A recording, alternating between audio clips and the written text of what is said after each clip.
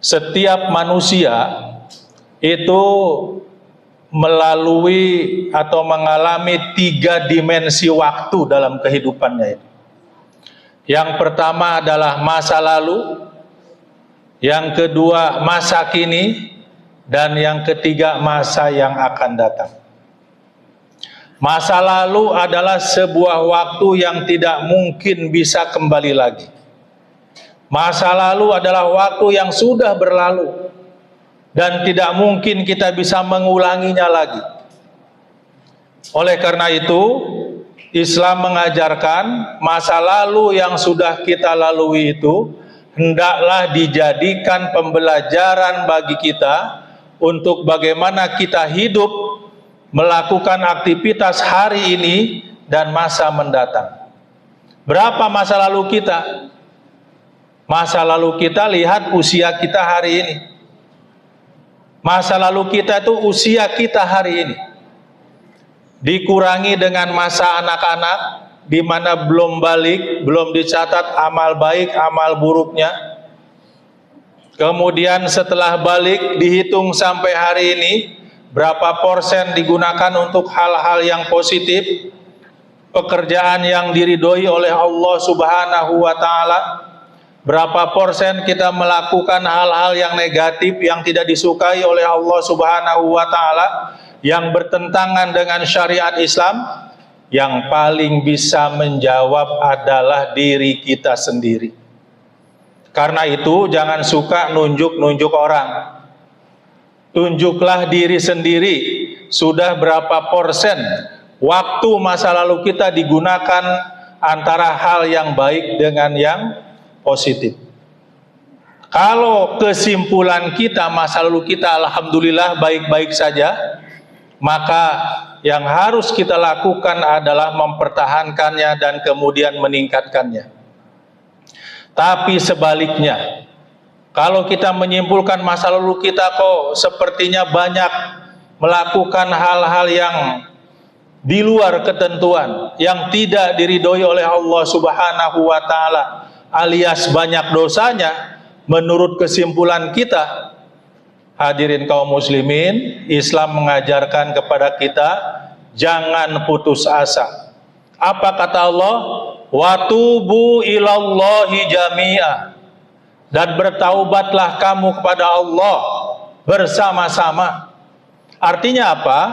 Kita tidak perlu terbebani oleh masa lalu yang kalau itu adalah keburukan.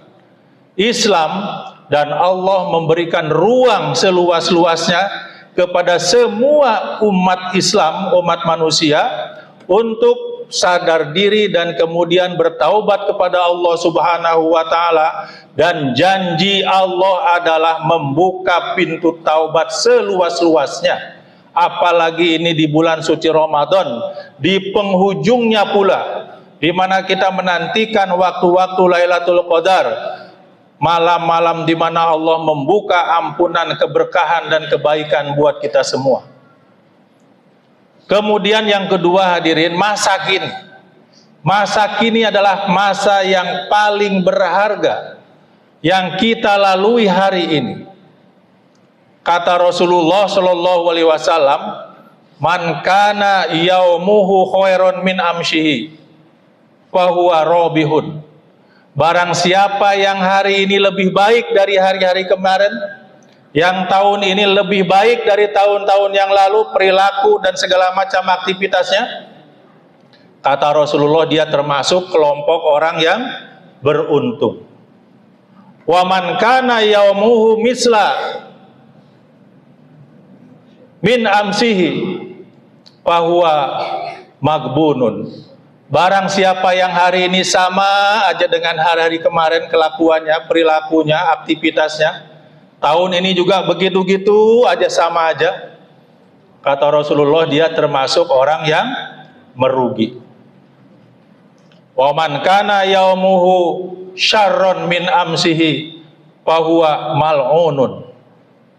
Yang lebih parah lagi, kata Rasulullah, barang siapa yang hari ini lebih buruk dari hari-hari kemarin, yang tahun ini lebih jelek dari tahun-tahun kemarin, alias ada penurunan bertakarubnya kepada Allah, lebih lemah ibadahnya kepada Allah, maka dia termasuk orang-orang yang celaka.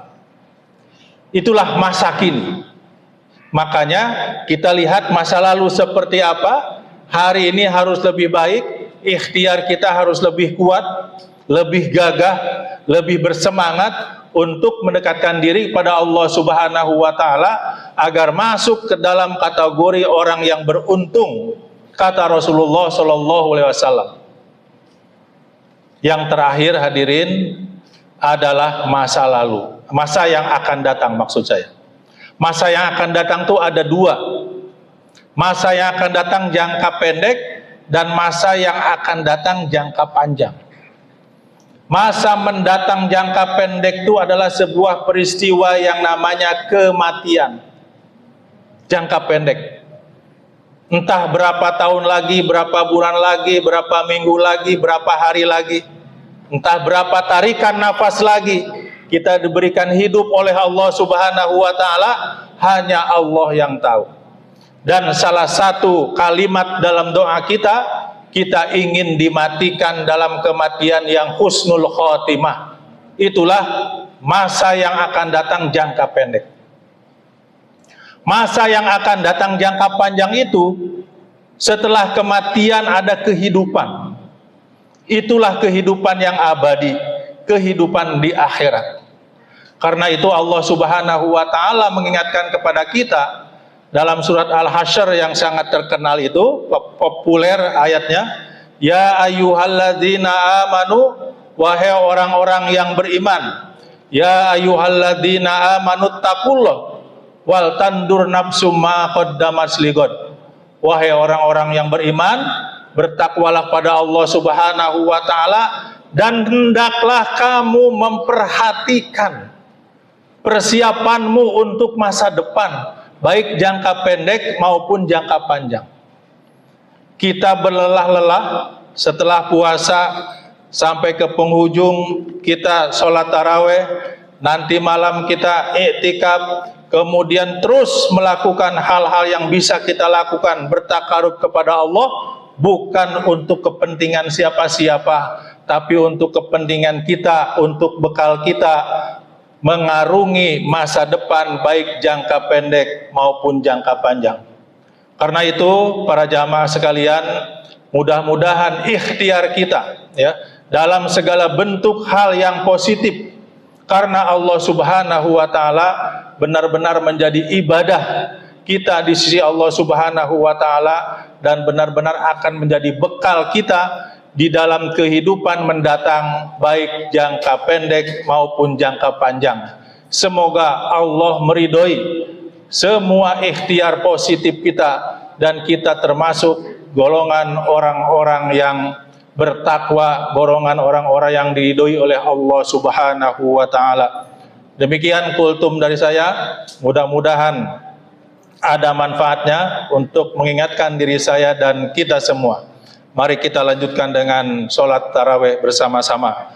Billahi fisabilil haq fastabiqul khairat. Assalamualaikum warahmatullahi wabarakatuh.